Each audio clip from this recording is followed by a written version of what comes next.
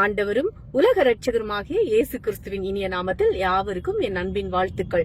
போதகர் பால்விமல் ஐயா அவர்களின் சத்தியத்தை மேய்ந்துகொள் என்ற செய்தியின் தொகுப்பிலிருந்து இன்றைய செய்தி. அதற்கு முன்பாக ஐயா பால்விமல் அவர்களுக்காகவும் அவர்கள் துணைவியாருக்காகவும் அவர்கள் பிள்ளைகளுக்காகவும் ஊழியத்துக்காகவும் இயேசுவின் நாமத்தில் என் வாழ்த்துக்களை தெரிவித்துக் கொள்வேன். இவர்களை போன்ற ஊழியர்கள் காண்பது அரிது.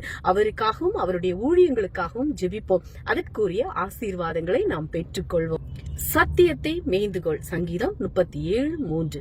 எது முக்கியம்? மத்தேயு 23:17-19. உபவாச ஜெபங்களை நடத்துவதா, துதி ஆராதனைகளை நடத்துவதா, சுவிசேஷம் சொல்வதா? சமீபத்தில் எங்கு பார்த்தாலும் 21 நாள் தொடர் எழுப்புதல் உபவாச ஜெபம் மற்றும் 12 மணி நேர தொடர் துதி ஆராதனை என்ற அநேக சபைகளில் நடத்தி கொண்டு வருகிறார்கள். சபைகளில் இப்படிப்பட்ட எழுப்புதல் உண்டானதற்காக நம் தேவனாகிய கர்த்தரை துதிக்கிறேன். அதே நேரத்தில் சபைகள் செய்ய வேண்டிய அல்லது செய்ய மறந்த அல்லது செய்ய தவறின காரியங்களையும் நாம் சுட்டிக்காட்ட விரும்புகிறேன். சமீபத்தில் என் ஆவிக்குரிய நண்பர் பாபு மைலன் அவர்கள் பேஸ்புக்கில் ஒரு வாக்கியத்தை எழுதியிருந்தார். அது என்னை அதிகமாய் சிந்திக்க வைத்தது. அவர் எழுதியிருந்தது என்ன தெரியுமா? நீ 1000 ஸ்தோத்திர பலிகளை சொன்னது போதும், எழுந்து போய் சுவிசேஷம் சொல்லு என்று சொல்லியிருந்தார். இது மிகவும் சின்ன வாக்கியம்தான், ஆனால் இதிலே ஆழமான கருத்து உண்டு. இன்றைக்கு எழுப்புதல் என்ற பெயரில் தொடர் உபவாச ஜெபங்களையும் துதி ஆராதனைகளையும் எப்படி நடத்துகிறோமோ அப்படியே சுவிசேஷம் சொல்வதிலும் ஆர்வம் காட்ட வேண்டும். ஜெப முகாம்களும் துதி ஆராதனைகளும் தேவைதான். அதை காட்டிலும் சுவிசேஷம் அறிவிப்பது முக்கியம் அல்லவா? தொடர் உபவாச ஜெபங்களும் துதி ஆராதனைகளும் பரலோகத்தை வேண்டுமானால் அசைக்கலாம்.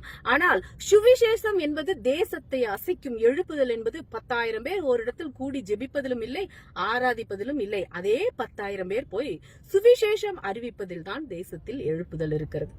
10,000 பேர் ஒன்று கூடி ஜெபிக்க கற்றுக் கொடுத்து உற்சாகப்படுத்தும் ஊழியர்கள் அதே 10,000 பேர் போய் சுவிசேஷம் அறிவிக்க சொல்லிக் கொடுத்தால் அது எத்தனை பெரிய எழுப்புதலை கொண்டு வரும் என்பதை யோசித்து பார்க்க வேண்டும். எல்லா ஊழியத்துக்கும் அடித்தளமே ஜெபமாகத்தான் இருக்க வேண்டுமானால் அதை போலவே சுவிசேஷம் சொல்லாமல் எந்த சபையும் ஊழியமும் இருக்கக்கூடாது.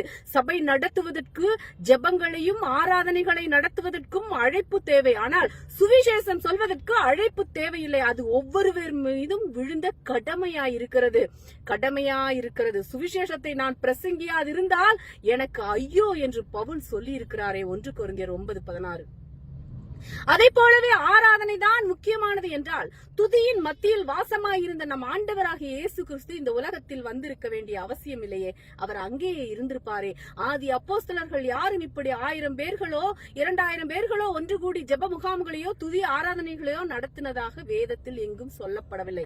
ஆனால் எல்லோரும் போய் சுவிசேஷத்தை அறிவித்திருக்கிறார்கள். நான் இப்படி சொல்வதனால் தொடர் உபவாச ஜெபம் நடத்துவதையோ ஜெப முகாம்களை நடத்துவதையோ தொடர் துதி ஆராதனைகளை நடத்துவதையோ எதிர்க்கிறேன் என்றும் குறை சொல்லுகிறேன் என்றும் தவறாக புரிந்து கொள்ள வேண்டாம்.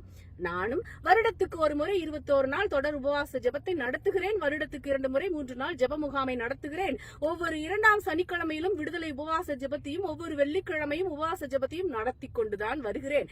இவைகள் எல்லாவற்றையும் விட கிராமங்களில் சுவிசேஷம் அறிவிப்பதில் தான் நான் அதிகம் கவனம் செலுத்துவேன். ஏனெனில் சகல ஜாதிகளுக்கும் சுவிசேஷம் உண்டு பிரசங்கிக்கப்பட வேண்டும் என்று நம் ஆண்டவராகிய இயேசு சொல்லியிருக்கிறாரே மாற்கு 13:10.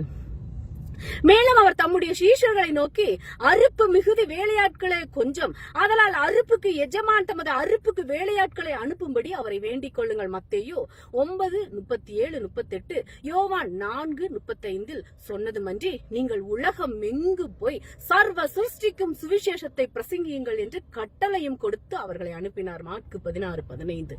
அதுவும் இல்லாமல் தானே புறப்பட்டு போய் 3.5 வருடத்தில் இஸ்ரவேல் தேசமெங்கும் சுவிசேஷத்தை அறிவித்தார். சமரியாவிலே யாக்கோபு கிணற்றின் அருகே வந்திருந்த சமாரியா ஸ்திரீக்கு சுவிசேஷத்தை அறிவித்த போது சீஷர்கள் அவரை போஜனம் பண்ணும்படி கேட்டுக்கொண்டார்கள். ஆனால் அவரோ, நான் புசிப்பதற்கு நீங்கள் அறியாத ஒரு போஜனம் எனக்கு உண்டு. நான் என்னை அனுப்பினவருடைய சித்தத்தின்படி செய்து அவருடைய கிரியை முடிப்பதே என்னுடைய போஜனமாயிருக்கிறது. யோவான் 4:32-34 என்று சொன்னார். இதன் அர்த்தம் என்ன? எனக்கு இந்த உணவை விட சுவிசேஷம் அறிவிப்பதுதான் முக்கியம் என்று இயேசு சொல்லி இருக்கிறார். இதை கேட்ட அந்த சமாரியா ஸ்திரீ, நான் எதற்காக வந்தேன் என்பதையே மறந்துவிட்டு குடத்தை அங்கே வைத்துவிட்டு ஊருக்குள் போய் இயேசுவை குறித்து அறிவித்தாள். யோவான் 4:28-39 வரை. அவள் தன்னுடைய வேலையை விட சுவிசேஷம் அறிவிப்பதுதான் முக்கியம் என்பது நமக்கு சொல்லாமல் தன் செயலிலே நிரூபித்திருக்கிறார். மேலும் இதை குறித்து அப்போஸ்தலனாகிய பவுலும், என் பிராணனையும் நான் அருமையாக எண்ணேன், என் ஓட்டத்தை சந்தோஷத்தோடு முடிக்கவும் தேவனுடைய கிருபையின் சுவிசேஷத்தை பிரசங்கம் பண்ணும்படிக்கு நான் கர்த்தராகிய இயேசுவினிடத்தில் பெற்ற ஊழியத்தை நிறைவேற்றுமே விரும்புகிறேன். அப்போஸ்தலர் 20:25, அப்போஸ்தலர் 15:25 சொல்லியிருக்கிறார். இதனுடைய அர்த்தம் என்ன? என் உயிரை விட சுவிசேஷம் அறிவிப்பது தான் எனக்கு முக்கியம் என்பதை பவுல் சொல்லி இருக்கிறார். மேலும் நம் தேவனாகிய கர்த்தர் நமக்கு பரிசுத்த ஆவியின் அபிஷேகத்தை கொடுத்திருப்பது எதற்கு என்பது தெரியுமா? ஏதோ 2 பாடல்களை பாடி அந்நிய பாஷைகளை பேசிவிட்டு டான்ஸ் ஆடிவிட்டு போவதற்காக அல்ல, தரித்திரருக்கு சுவிசேஷத்தை அறிவிப்பதற்காக தான். கர்த்தருடைய ஆவியானவர் என் மேல் இருக்கிறார், தரித்திரருக்கு சுவிசேஷத்தை பிரசங்கிக்கும்படி என்னை அபிஷேகம் பண்ணினார். லூக்கா 4:18, ஏசாயா 61:1 இயேசு சொல்லி இருக்கிறாரு. ஆகையால் என் அன்பு தேவ பிள்ளைகளே, இந்த சத்தியத்தை புரிந்து கொண்டிருப்பீர்கள் என்று கிறிஸ்துவுக்குள் விசுவாசிக்கிறேன். உபவாச ஜெபங்களை நடத்துவதையோ துதி ஆராதனைகளை நடத்துவதையோ நான் குறை சொல்லவும் இல்லை, அதை குற்றப்படுத்தவும் இல்லை. அவைகளுக்கு கொடுக்கிற முக்கியத்துவத்தை போலவே சுவிசேஷம் சொல்வதற்கும் கொஞ்சம் முக்கியத்துவம் கொடுத்தால் தேசம் சந்திக்கப்படும் என்று உள்ளத்தின் ஆதங்கத்தை தான் உங்களுக்கு சொல்லுகிறேன். கிரியைகள் இல்லாத விசுவாசம் செத்ததா இருக்கிறது. யாக்கோபு 2:26 வேதத்தில் சொல்லி இருக்கிறதே, அதை போலவே சுவிசேஷம் சொல்லாத சபையும் அவர்கள் நடத்தும் ஜெபமும் செத்ததா இருக்கிறது. தேவன் தாமே உங்களை ஆசீர்வதிப்பாராக. ஆமென். அல்லேலூயா. Praise God.